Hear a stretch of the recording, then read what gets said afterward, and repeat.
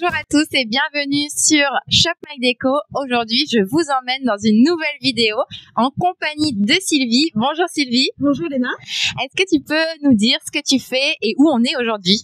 Alors aujourd'hui, on est à Petite-Île, tout proche de Grand'Anse. Et puis ce que je fais, j'ai créé Ficelle et Cailloux, je suis artisane macramé, donc je crée des macramés artisanaux. Trop chouette.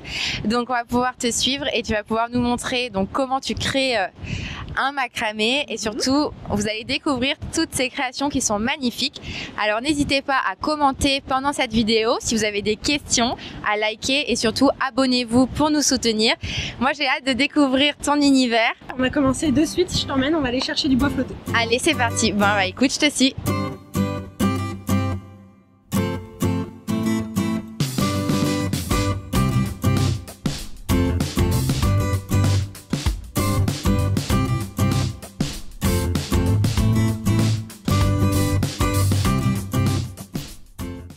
Donc là, avec tous les bois que tu ramasses, tu vas pouvoir faire des créations?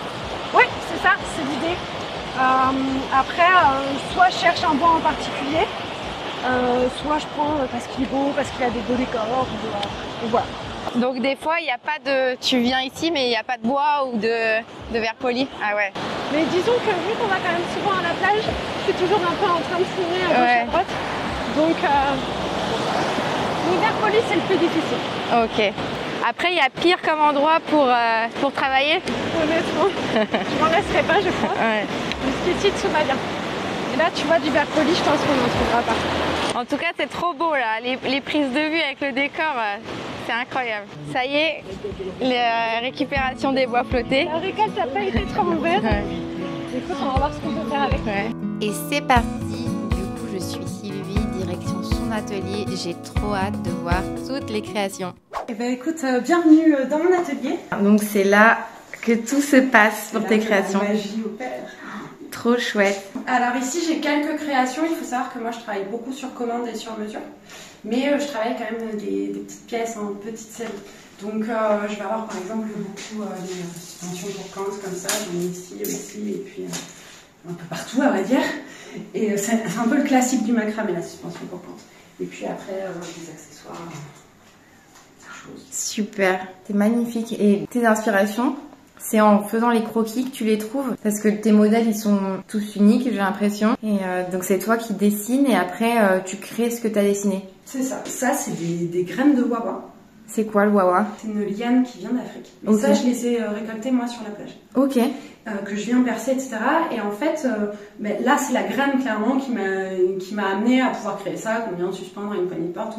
C'est juste un petit accessoire, mais ce genre de choses là, où c'est vraiment l'objet en fait qui va m'amener à créer la pièce. Après, le plus souvent, je travaille avec un croquis. Donc là, tu as fait tout un collage de coquillages avec le macramé. Exactement. Et là, ça, c'est de la ficelle de jute.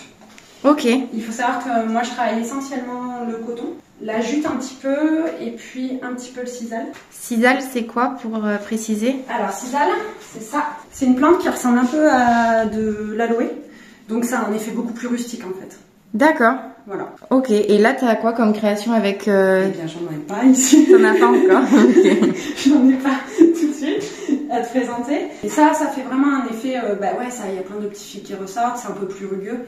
Donc souvent j'aime bien le travailler en petite touche en fait. Donc là, c'est ton stock à bobine. Là, c'est les trésors. Ouais. Je vois le pailleté, il est trop beau là, avec les touches dorées. Ouais. 3/4 sont bio, et si c'est pas le cas, en fait, c'est que c'est des fibres recyclées. Donc dans ces cas-là, on peut pas dire que c'est bio tout simplement. Ce qui est important pour moi dans le choix d'une ficelle, ça va être au minimum qu'elle soit garantie GOTS et Ecotex. GOTS et Ecotex, en gros, ça veut dire que c'est fabriqué de manière éthique. Donc c'est-à-dire que la personne qui a fabriqué ça a travaillé dans des conditions de travail correctes. Et puis, ça veut aussi dire que notamment les teintures qui ont été utilisées pour teindre le coton sont ni toxiques pour l'environnement ni pour la personne. Et ça, pour moi, c'est primordial. Alors déjà globalement pour la planète et même pour moi, parce qu'au final, je vais tisser toute la journée ces ficelles. Je peux avoir des fibres de ficelle et puis les inhaler, et en fait ça peut vite être dangereux à l'air. Donc pour moi ça c'est le plus important. Ça c'est vraiment une information qui est importante et qu'on ne connaît pas spécialement en fait. Toutes ces conditions spécifiques pour un produit, parce qu'au final, des fois, c'est vrai qu'on dit bio, on dit éco-responsable, mais derrière, il y a vraiment, c'est vraiment testé, c'est prouvé et c'est garanti, quoi. Ouais. Et au final, bon, là, moi, j'ai un fournisseur pour lequel je ne changerai pas. C'est fabriqué en France, alors c'est important, mais c'est surtout, c'est garanti c'est pas toxique. Ni pour moi, ni pour la planète. C'est fabriqué, c'est une corderie familiale encore. Donc, pour moi, c'est tout bénef. Et il y a aussi pour les enfants, parce que j'ai vu qu'on pouvait avoir un landau en macramé. Enfin, maintenant, tu as beaucoup de choses pour les enfants. Ouais. Et rien que pour ça, il prend ça, les enfants mettent tout dans leur bouche. Donc, en fait, au moins, il n'y a pas de risque. Et même, ça peut être des attaches tétines, des choses comme ça. Et ça, on ne le sait pas spécialement. Donc, si vous nous écoutez et vous regardez cette vidéo, au moins, maintenant, vous savez de faire attention parce que au final, vous pouvez avoir du macramé qui peut être toxique pour vos enfants ou pour vous, quoi. Ok, donc là, on a pu voir les suspensions pour les pots. Il y a également des suspensions murales et on arrive dans un coin marmaille. Oui, c'est ça. J'ai toute une gamme en fait pour les enfants qui est assez colorée. Ouais. J'aime bien jouer avec des choses un peu pop. Et j'ai notamment ces attrape-rêves là, comme ça. Nous, on peut venir les personnaliser, alors soit avec les couleurs, etc. Et puis en créant le prénom. Donc là, on choisit la couleur. Donc là, il y a déjà plusieurs couleurs.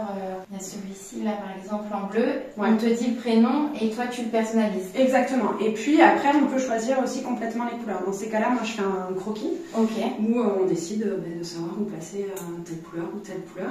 On peut aussi définir d'autres dimensions. Okay. C'est l'avantage en fait, c'est la carte. Donc j'ai quelques exemples et quelques basiques, disons, le rose saumon, le petit jaune moutarde qui va toujours bien.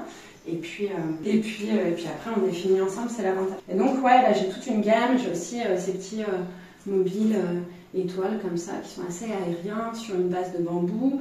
Et puis des petites choses comme ça qui peuvent être suspendues. On peut faire un nœud, une poignée de porte, de meubles.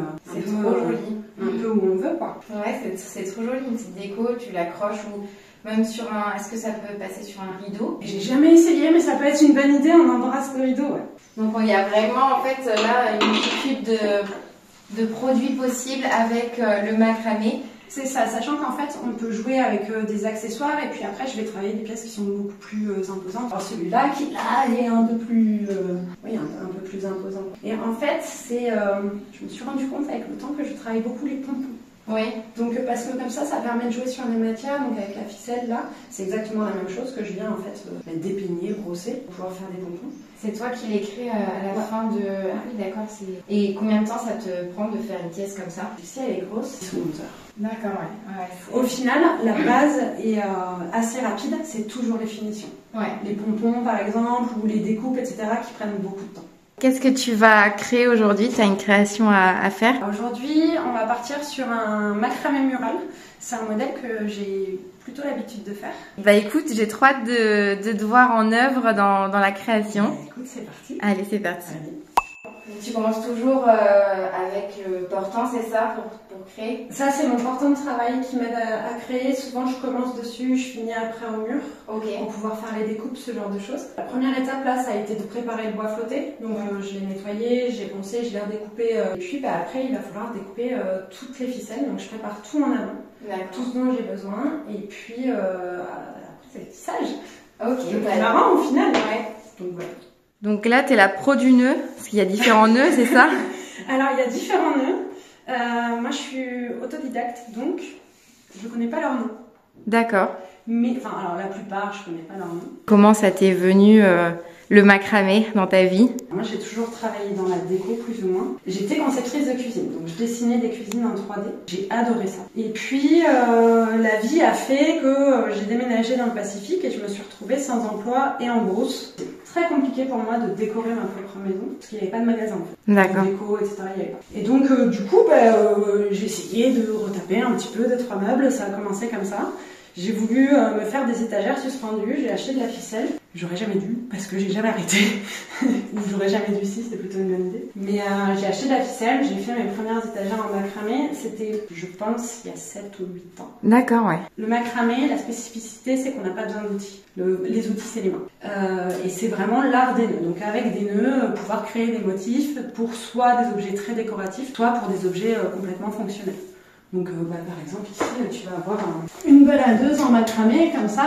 Elle est incroyable. Donc là, tu as tissé autour de la corde du fil là, électrique. je fais tout un montage électrique. Donc ça, là, ici, c'est plutôt c'est le grand modèle. Mais je vais aussi proposer des modèles plus petits pour pouvoir en faire des lampes de chevet. Au final, en ficelle, on a énormément de possibilités. C'est hyper versatile, on peut faire vraiment beaucoup de choses. On peut faire des lustres, on peut faire un hamac, ça peut être un transat, ça peut être, là j'ai des chaises que j'aimerais refaire, ce genre de choses. La ficelle, vraiment, c'est une matière qui est hyper... c'est souple au final, donc voilà, on peut faire comme ça. Donc ça, c'est la première étape. Ouais, là je vais... je place mes ficelles au final. Et puis après, c'est parti pour quelques nœuds. Là, clairement, tu vois, par exemple, ce nœud, je n'ai aucune idée de son nom.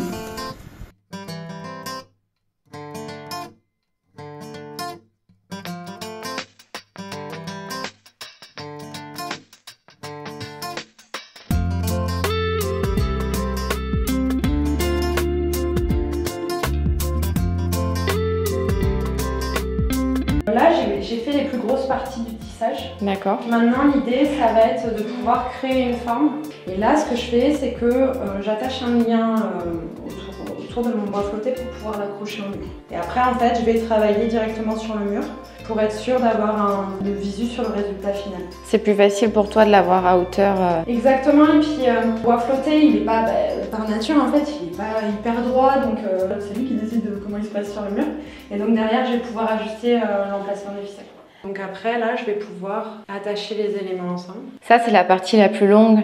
Ouais, sur ce modèle-là, en fait, ça dépend des modèles après. Mais sur ce modèle-là, où j'ai plusieurs éléments que je vais regrouper, c'est ce qui va faire que c'est symétrique ou pas et que ça a une jolie finition. Après, cela dit, des fois, il y a des modèles asymétriques et c'est très bien, mais il faut que ce soit voulu. Ouais. donc voilà. Donc ça, c'est la touche finale. Ça, c'est la touche finale. C'est souvent ce qui prend le plus de temps, tu l'auras vu du coup. Mais c'est toujours les finitions en fait qui font, selon moi, qu'une pièce est réussie ou non. Les pompons, tu peux passer des heures à les couper parce que selon comment ça se place. Sauf qu'après, il n'y a plus rien si tu coupes trop, si tu t'arrêtes pas. Alors, on recommence dans ces cas-là. Mais couper, c'est un moment assez stressant au final. Parce que parfois, je peux passer plusieurs jours entiers sur une pièce. Et si je coupe trop court de 20 cm, c'est trop court de 20 cm quoi. Donc à ce moment-là, on ne peut pas rallonger. Il faut faire attention. Étape par étape quoi. Faut faire attention. Trop bien. Donc là, on va découvrir le résultat avec toi. Et la pièce finale. Est-ce que tu donnes des noms à tes pièces? Oui, celle-ci s'appelle Coléus. En tout cas, bravo, c'est magnifique. Si vous voulez choper le Coléus, c'est chez Ficelle et Cailloux 974. Bravo Sylvie. Merci. Merci Sylvie de m'avoir ouvert les portes de ton atelier. Écoute, avec plaisir, c'était une chouette journée. Et on a pu découvrir comment on crée une décoration en macramé de A à Z avec le résultat qui est juste incroyable. Dites-nous en commentaire ce que vous avez pensé de la création de Sylvie. N'hésitez pas à la suivre sur les réseaux, Instagram, Facebook. Je vais mettre tous les liens en description. Donc c'est Ficelle et Cailloux 974. On se retrouve très prochainement du coup sur Instagram. Avec Sylvie, on a le plaisir d'organiser un concours. Une petite surprise comme ça pour la fin de l'année. Est-ce que tu as un petit dernier mot pour ceux qui nous regardent? Je pense que si vous êtes ici sur cette chaîne YouTube, c'est que vous aimez l'artisanat local, fait main, pays. Et juste pour ça, merci. Et puis n'hésitez pas à suivre Léna, puisqu'au final, c'est quelqu'un de très sympa, de passionné. Et ça, c'est quand même chouette. Likez cette vidéo pour nous soutenir et pour soutenir du coup tout le travail de Sylvie. Et comme vous avez pu le voir, c'est des heures de travail, c'est une passion que tu arrives à nous faire partager. Et puis je vous dis à très bientôt pour une prochaine vidéo. Au revoir!